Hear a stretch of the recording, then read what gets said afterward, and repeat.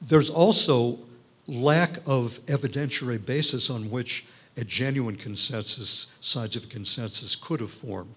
We'll be seeing that as we review the evidence that is accumulated about the risks of genetically engineered foods.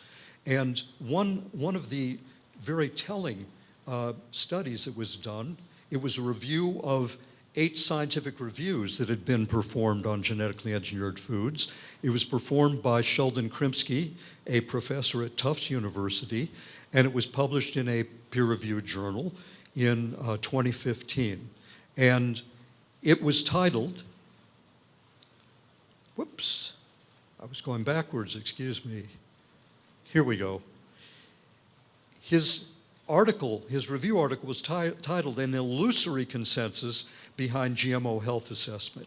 So right in the title, you can see his main conclusion is in fact, here's the key statement: one cannot read these systematic reviews and conclude that the science on health effects of GMOs has been resolved within the scientific community.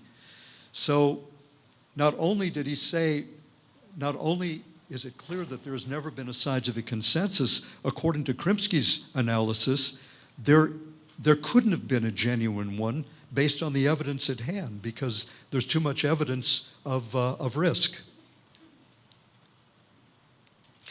But you would never know that from listening to the claims of the scientists and institutions that promote GMOs. In fact, here's an interesting one. You probably were aware of this, many of you. An open letter was signed by more than 150 Nobel laureates in 2016, and in favor of GMOs, and one of their key assertions was there has never been a single confirmed case of a negative health outcome for humans or animals from their, meaning GE Foods, consumption. Whew. That is baloney coming, from in the name of Nobel laureates. Well, it's a little less surprising when we see that a very large proportion of those Nobel laureates who were induced to sign that statement aren't life scientists at all. Their Nobel Prizes were run in either physics or economics, which certainly doesn't give them the authority to make such statements. They probably haven't reviewed the research. And most of the laureates who signed, who did win their Nobel Prize for medicine or physiology, are not molecular biologists either, not biochemists, probably again don't know the research. There was one Nobel laureate who actually has a key position with a biotechnology company who basically got all these other scientists to sign on, and inducing them, telling them that basically science is under attack and this is very important, so he got them to sign on. But look at this, they've sullied their integrity because they signed something they took his word for it, and they were misled, and through that, their letter has misled hundreds and hundreds of thousands of people, because this has been well publicized and cited in many newspapers. In fact, it's very interesting.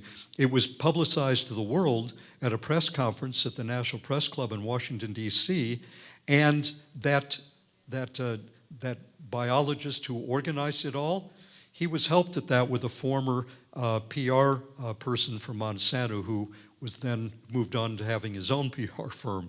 So it was a propaganda stunt, but it's been very effective.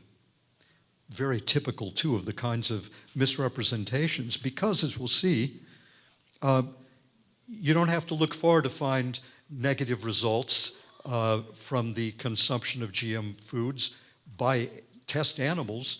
Here's the first quote on this site is a quote from a review that was published in 2009 called Health Risks of Genetically Modified Foods. It was a review of the toxicological data that had come out at that point, and the researchers stated the above results indicate that many GM foods have some common toxic effects. Too bad the Nobel laureates didn't know about that. And then another review that came out in 2011, these were both before Sheldon Krimsky's 2015 review. Many scientific data indicate that animals fed by GM crops have been harmed or even died. Again, that was a review of the research that had been done. Flies in the face of of the kinds of claims we hear that there's been no harm documented.